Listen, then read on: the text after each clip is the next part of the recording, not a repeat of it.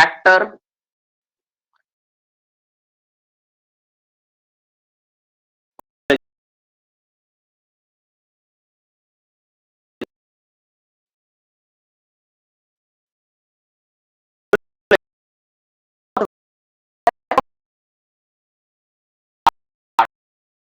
आठ से कम नहीं होगा, ठीक है। मिनिमम 8 हो, उससे ज्यादा हो कोई बहुत अच्छा बात, ठीक है। 10 नंबर लिखो। पॉइंट नंबर 10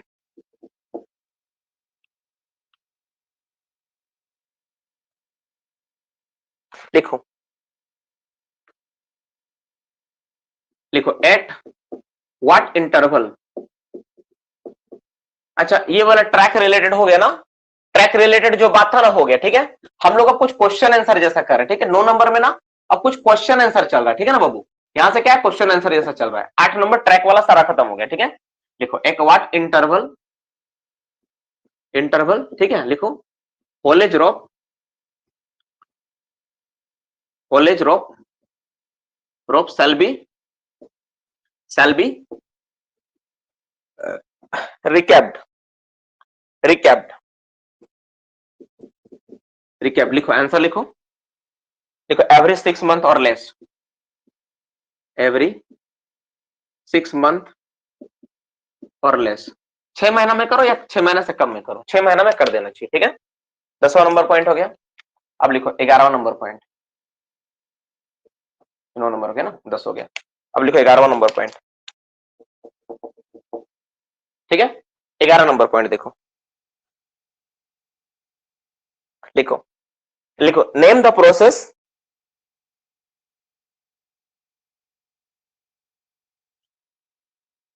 लिखो विच टाइप, विच टाइप लिखो, which type, which type, type rope never use in direct haulage, direct haulage. तो डायरेक्ट होलेज में किस तरह का रोप इस्तेमाल नहीं होगा। तो जो ज्वाइंट रोप होता है ना, ज्वाइंट रोप, क्या जवाब होगा, ज्वाइंट रोप, JOINT, ज्वाइंट रोप। जैसे कोई रोप अगर जुड़ा हुआ हो तो उसका इस्तेमाल नहीं करेंगे, ठीक है। और उसको बोलते हैं ज्वाइंट रोप को, एक और बोलते हैं हम लोग स्प्लाइस्ड रोप, SPLICED, स्प्लाइस्ड, SPLICED, स्प्लाइस्ड रोप। अगर ज्वाइंट रोप या स्प्लाइस्ड रोप हो, जुड़ा हुआ रोप हो, तो हम लोग उसको नहीं यूज करेंगे, ठीक है। लिखो write the minimum gradient at which tubs required to coupled with break. लिखो write the minimum gradient at which, लिखो 12 नंबर। राइट द, समझाएंगे पहले लिख लो, write the minimum gradient, minimum gradient, gradient at which, which tubs required, tubs required, देखो tubs required to coupled, tubs required to coupled with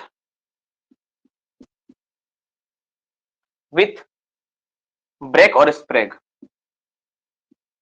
break और Sprague, Sprague और break के जरिए टब्स को बांध के रखना है, कपल्ड करके रखना है। तो कितना ग्रेडियंट से ज्यादा हो तो लिखो,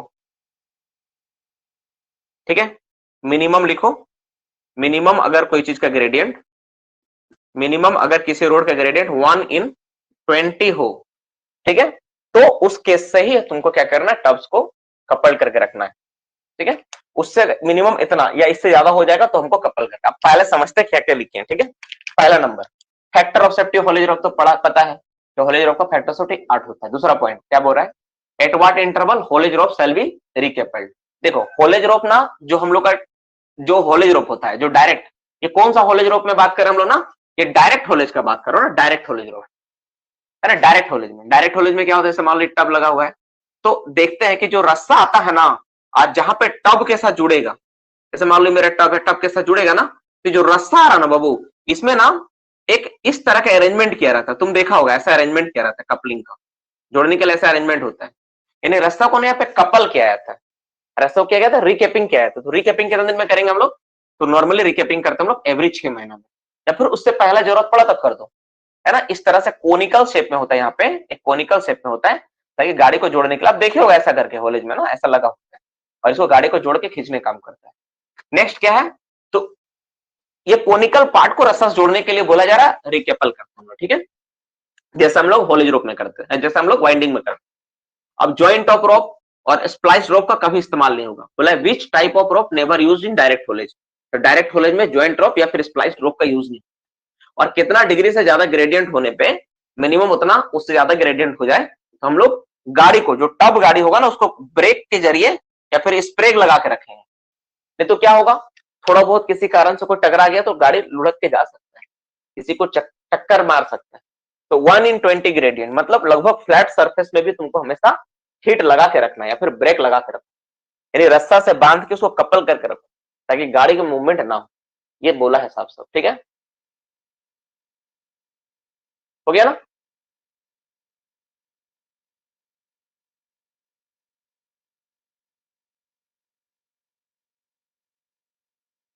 ठीक है, 1/20 होगा, हो गया। तो ये सारा का सारा चीज हो गया, वो 20 डिग्री नहीं है, 1/20 है, ठीक है, उसको फिगर चेक कर लेना, वही लिखा हुआ है। तो मोटा मोटी तुम्हारा डेटा कुछ हो गया, इसको जल्दी से लिख लो,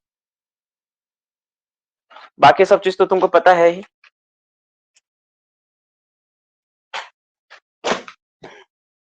इसके बाद क्या बचा इसमें, व्हाइट वाश वगैरह लिख लिए, इधर हो गया, टब रिरेलर हो गया, नोट हो गया 1.65 सेंटीमीटर, बाकी सब फिर लिख लिए।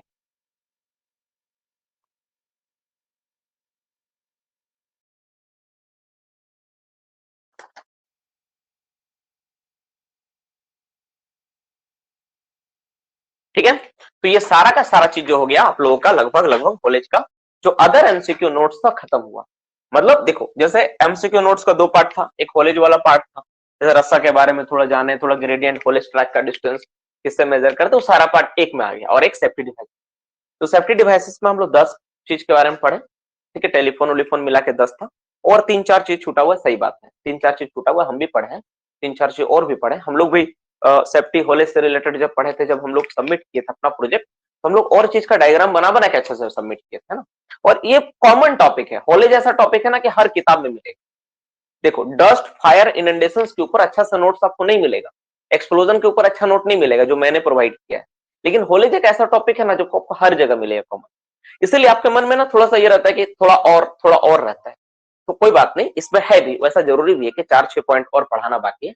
तो कॉलेज का कुछ सेफ्टी डिवाइसेस और जो टॉपिक नहीं कवर हुआ, कुछ टॉपिक ऐसा नहीं कि सर खत्म हो गए, कुछ टॉपिक और भी मिलेगा, सारा चीज हम लोग क्या होगा कल का क्लास में करेंगे। तो कल कॉलेज वाला टॉपिक खत्म कर देंगे पूरा, ठीक है, और जितना डाउट सेशन वो ले लेंगे, ठीक है। तो सिलेबस में अगर आप देखेंगे, अगर फिर से मैं एक बार सिलेबस के बारे में बात करूं, जैसा कि रोज हम लोग सिलेबस के बारे में थोड़ा डिस्कशन करते हैं कि क्या हुआ, है ना, दिन के आखिर में कि हम लोग क्या सीखें। तो हम लोगों का जो सिलेबस का बचा हुआ पार्ट क्या क्या है, अगर देखोगे तुम, तो कोल रिलेटेड एक चैप्टर छूटा हुआ है, जो कि कोल से रिलेटेड है, क्या क्या, grade of coal, type of coal, ये पार्ट छूटा हुआ है, ठीक है, ये वाला छूटा हुआ है। दूसरा एक पार्ट छूटा हुआ है तुम्हारा फॉर्मूला रिलेटेड, जैसे हम लोग देखते हैं कि बहुत सारा फॉर्मूला होता है, जैसे कभी तुमको दे देगा तुम्हारा तुम्हारा परसेंटेज कितना कोल प्रोडक्शन हुआ निकालो, तुम्हारा स्ट्रिपिंग रेशियो कितना है निकालो, तुम्हारा क्वांटिटी कितना एयर फ्लो हो रहा निकालो, वाटर गेज को कैसे चेंज करेंगे निकालो। तो जितना भी फॉर्मूला होता है ना, सब एक जगह लिखवा के आप क्लास में हम लोग करवा देंगे, नोट्स 2.1 का पार्ट में इसको हम लोग नोट डाउन करवा देंगे, ठीक है। तो ये वाला हो जाएगा, पहले कोल हो गया, ग्रेड ऑफ कोल हो गया, टाइप्स ऑफ कोल उसी में आ जाएगा, ये वाला पार्ट बचेगा, ठीक है। एक छूटेगा तुम्हारा केमिकल वाला, तो तुम लोग कर चुके हो, डिफरेंट टाइप्स का केमिकल हो गया। दूसरा तुम्हारा छूट रहा है क्या, फेंसिंग का एक पार्ट छूट रहा है, फुल फॉर्म छूट रहा है फेंसिंग छूट रहा है, फुल फॉर्म छूट रहा है, डंप फेलियर छूट रहा है। तो डंप फेलियर ऐसे भी तुम्हारा कोर्स का पार्ट है नहीं, लेकिन किस्मत बहुत खराब था, एनसीएल का एक बार एग्जाम में ना डंप फेलियर से सवाल आया था कि ट्रायंगुलर फेलियर या वेज फेलियर किसको कहते हैं, तो उससे सवाल आया था। तो डंप फेलियर वाला पार्ट भी हम लोग लगभग कर देंगे, कोशिश करेंगे कि वो वाला मतलब खत्म हो जाए, वैसा कुछ बचेगा नहीं, तो लगभग लगभग तुम्हारा हो जाएगा। अब अंडरग्राउंड मैसनरी में, हाँ बोलो कोई सवाल। हाँ, कुकिंग कोल है ना, कोल कोल जब करोगे ना, तो ग्रेड ऑफ कोल जो मैंने कहा, उसमें cooking coal, non cooking coal, semi cooking coal तीनों आ जाएगा, है ना। उसके लिए अलग से टेंशन नहीं लो, उसी में हो जाएगा पार। तो ये तुम्हारा पार्ट बचेगा, लगभग लगभग हम लोग क्या करेंगे उसी में खत्म कर देंगे। कोई ऐसा बहुत बड़ा चीज नहीं है कि जो आपका सिलेबस का पार्ट छूट रहा है। देखो, जो हम लोग क्लास में प्रिपरेशन और शार्पनेस जब तक तुम स्टार्ट नहीं करोगे ना, तब तक तुम्हारा सिलेबस का बहुत बड़ा पार्ट छूटा हुआ है। वो स्टार्ट करना पड़ेगा। इसके अलावा अपडेटेड सर्कुलर कुछ हो गया, अपडेटेड नोट्स का कुछ पार्ट जो हो गया, बहुत सारा चीज को कवर करना पड़ेगा, ठीक है ना। तो देखो, चिंता वाली बात नहीं है कि हाँ सर सर नहीं हुआ सर, वैसा कुछ नहीं है, आराम से हम लोग खत्म कर लेंगे। लेकिन जो मेन मेन पार्ट था, जैसे होले सिस्टम एक बहुत बड़ा पार्ट था, तुम्हारा डस्ट फायर इनंडेशन जो पार्ट था बहुत बड़ा था, ठीक है, रेस्क्यू रेस्क्यू आर्की से रिलेटेड ये सारा बात, ठीक है। तुम्हारा गुस्सा स्वाभाविक है, तुम लोग गुस्सा किस बात से हम समझते हैं कि सर नया स्टूडेंट्स को ऐड कर रहे हैं, शार्पनेस का क्लास में क्यों ऐड कर रहे हैं, ये स्वाभाविक बात है। हो सकता है तुम खुल के ना बोल पाओ, ठीक है नहीं, हो सकता है तुम खुल कर बात ना कर पाओ, लेकिन एक बात मन में हमेशा रहता है कि सर नया क्लास में क्यों ऐड कर रहे हैं, हम लोग को जब इतना मेहनत से पढ़ाए तो क्यों उसको ऐड किया था। डियर स्टूडेंट देखो, एक बात याद रखो जीवन में, किसी को फेल करके ना कम नंबर दिला के तुम कभी सफल नहीं हो। जीवन में एक बात को ध्यान से बैठा लो, ठीक है, जीवन में एक बात बैठा लो, कभी किसी का नंबर कम करवा के तुम सफल नहीं हो। सफलता का केवल एक ही मतलब है कि अगर वो 10 घंटा पढ़ता है तो तुमको 12 घंटा पढ़ना पड़ेगा, अगर वो 8 घंटा पढ़ता है तो तुमको 10 घंटा पढ़ना पड़ेगा। हम तुमको लिख के देते हैं, आज तुम जनरल कैटेगरी में हो, अगर हम तुमको ओबीसी का सर्टिफिकेट, अब तुम्हारा स्कोर आता है, उदाहरण के तौर पे मान लो तुम लाते